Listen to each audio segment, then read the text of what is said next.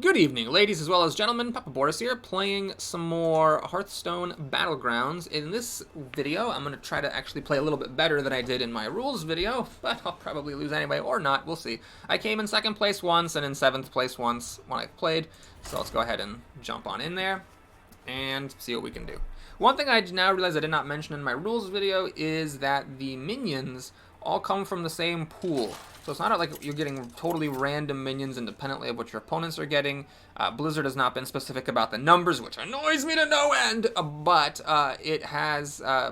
Blizzard has stated that like the pool of minions is common. So how many are in each pool, I don't know. But in theory, taking a card that you know could benefit your opponent would make them slightly less likely to get that card themselves. Okay, King Mukla, whenever you sell a beast, add a banana to your hand. I don't want to play with him because apparently, according to some Reddit thread, he's going to change, so I don't want to get used to this. This one people really hate. And then this one is when you get a beast, you give it +2, 1/+2, but the card type swaps. I want to find out what these secrets are. So it's discover a secret. So I guess that means there's at least 3 secrets, possibly more.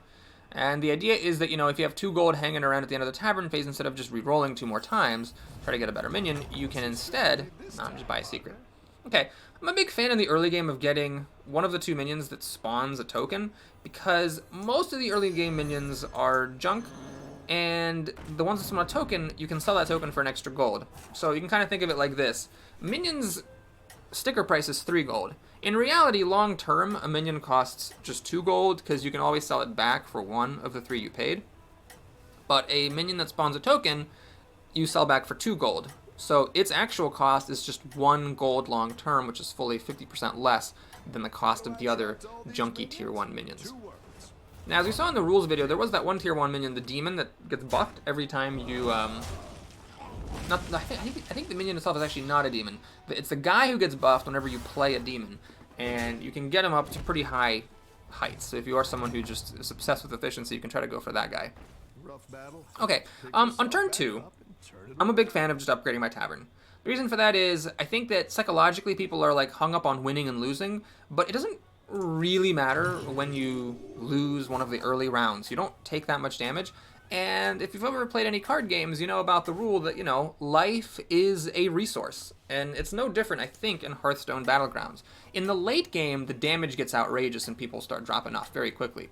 But in the early game, you know, if the difference between, like, you know, losing, if you have a choice like between, like, losing 3 health or whatever, or, like, getting a better board and getting your tavern upgraded and having a better late game, then of course it's worth it to lose that 3 health. Like, this person ended up buying some more tier 1 minions, and who knows, maybe he's gonna do awesome and just crush it all in the end. But I would personally rather, see, notice how he's at tavern tier 1, I would rather already have the chance of getting tier 2 minions right now. Okay, so this Beast Dragon Murloc is kind of a menagerie sort of thing, where, you know, you can buff things up. The problem really with this card is that dragons aren't really in this. The only dragon is the Nightmare Amalgam, and I don't think it's actually worth it to get that thing just for that. So I'm gonna refresh. Not really any demons here. I'm gonna refresh again. Okay, we'll go for Rat Pack. I definitely have a lot of work to do before I get any kind of beast synergy going here, but beasts are a thing. There's, you know, beasts, mechs, murlocs, and demons in this game. You can get some pretty strong stuff. We'll see if that ever actually happens. Okay, so I have 4 health and he has 4 health, so this should be a tie? No, because this thing spawns a 1-cost minion, so he's going to win and deal 3 damage to me. He's also at tier 2. So the idea is that I'm, you know, saving up strength by losing some of the early fights, but getting myself into a better position for the late game stuff. Okay, Death Rattle, give him +1/+1. That can be effective, especially if you get 3 of these, because then it gives all minions +2/+2. It can get a little bit nutty. Or I can be very greedy and just upgrade to Tavern 3, try to get better minions there. Yeah, let's do it. And let's refresh. See what we got. I don't think this is quite good enough to get, so I'm not going to freeze anything here. So we're going to lose the next fight. And in the subsequent turn, try to get some more beast stuff, like a Houndmaster, for example. Or the Pack Leader. There's a card that whenever a beast is spawned, it gives it +3 attack. and that can be pretty significant. This guy got 2 of the amalgams. These are widely considered the best cards in the game, by the way, because they work with all of the tribal synergies, and that's a very important aspect of the game. Okay, so I take 6 damage. This person... Ah, yes, it's the +1/+1 to mechs. So that's what I played with when I did my rules video, right. Okay. So, Kagdar's an interesting one. This is sort of like an economy card where if you get a thing that spawns a token, it spawns an extra token, and the tokens can actually be combined to make gold cards, the triplets that you then discover a card. I think I'm a little bit too far behind in this case to go for this. We really need to try to get something going. Alright, I'll get a second rat pack to try to get a triplet of them. Let's refresh. Alright, there's the triplet. So I'm gonna get a secret. Alright, let's go for revenge. I'm not sure if that's correct or not. And freeze. It does look like there's probably more than 3 secrets, given what I was just offered there. Maybe snake would have been better to just get 3 snakes. Obviously, a minion is going to get attacked, and I have the board space for those snakes, so that could have been a smarter move. Okay, lots of cheap crap for this person. The Avenge pops. Oh, wow, it went on the rat pack. That, of course, is the best possible outcome because it means I get more rats. But probably the Avenge was actually a mistake. I probably would have been better off getting just 3 guaranteed snakes than maybe getting a +1 health on something that's then just immediately died. Okay, well, I did. This guy was actually at full health. And I'm going to kill him. So these rat tokens each have a rating of 1 because they're not real cards. My tavern rating is 3, so I'm going to deal 8 damage and draw first blood on this guy. I'm in last place. Well, we'll see if my proof of concept here, losing the early round strategy, pays off or not. So let's go ahead and get this rat pack. And I could sell a cat, upgrade, and get a tier 5 card. I think that'd be a little bit greedy at this point, so we're going to go ahead and play the rat card, get our discover. Tier 4. Alright, well, we're going to go for the beast, I think. Beast synergy. I am really running out of time. So this is going to have to be some fast maneuvering. What are you trying to get? No, no more rat packs. Oh god, can I actually get this in? Okay. Redemption.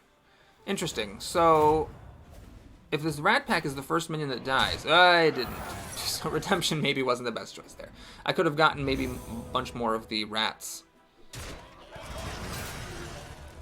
See, I don't have the board space for all the rats, but because it was a gold rat pack, all the rats are 2/2. So in theory, if I can just get, you know, some beast synergy going, I might be able to be very powerful with that big rat pack. This is a lot of damage. It's all 2- and 3-star minions, plus a 3-star tavern, so I'm down pretty low here. Probably going to drop back to last place, right where I like to be. Perfect. Can I get like a Houndmaster or something?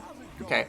Let's upgrade the tavern tier. Let's go big. I'm prepared to sell off these cats if I need more money after finding something good. Okay, the hyena is a scaling card. I'm going to grab that because it does mean that when things die, the hyena grows, and the rats also work with that. Obviously, I don't have any taunt, so if the hyena gets sniped by an early minion, that's just, you know, sucks to be me. Yeah, so I could very well lose this time if I get unlucky and the hyena dies quickly. And then I'm going to be in a lot of trouble. Maybe the secret guy's not the right hero to be if we're going to kind of slow roll the way that I've been here. So perhaps that was my strategic blunder in this one. We'll see. I'm up against the second to last person at least, the guy who I just killed last time. We'll see what happens. So every time someone attacks, I'm holding my breath to see if it's the hyena who gets attacked or not. Okay, the cat's gonna die. The hyena's got pretty big. Lucky 50-50 there, spawning all the rats instead of killing off the hyena. And it looks like being up against Mr. Second to last place definitely helped me out. So there is an RNG component to who you're paired with. I don't know if there's like a cycler or like you don't get paired with the same people twice, but I was definitely lucky that I got paired against the other person here who is just really, really bad at this game. And now we're trying to get, let's see, more hyenas. A Houndmaster would be great. None of this stuff really fits. I mean, I could just buy a taunt, but I think at this point I gotta go big or go home and try to get, there it is. So there's a Houndmaster. It's very helpful. This thing is generically good, but I think I should probably stick with beasts at this point. We're gonna keep rolling. I wanna see what all happens before. Alright, the Cave Hydra is a really good card. because it has a cleave effect. So we're going to do a pretty classic combo here. Let's do this. Let's give it a bonus and have it be the first attacker. Obviously, if my opponent attacks first, then the Hydra could just die. Let's go ahead and see if we can get a useful secret. Okay, that's interesting. So what I'm going to do is at this point sell off one of these cats so there's actually room on my board for the splitting image Hydra. Do I want to freeze this? No. Yeah. Keep up the momentum, friend. Okay, we're up against Mr. Player 3, so I have to at least not lose horribly to stay in this game. Alright, so we get another 4/6 cleaving Hydra. My opponent has some weak stuff up front, so this Hydra, both of these Hydras might actually get a chance to do their cleave. That was kind of lame, of course, but here we go. Hit the guy on the right, but it did kill a really high attacking card without dying itself, so that's good. This is number 3, so I'm acquitting myself okay, maybe with the help of a little bit of luck. That was a not insignificant amount of damage.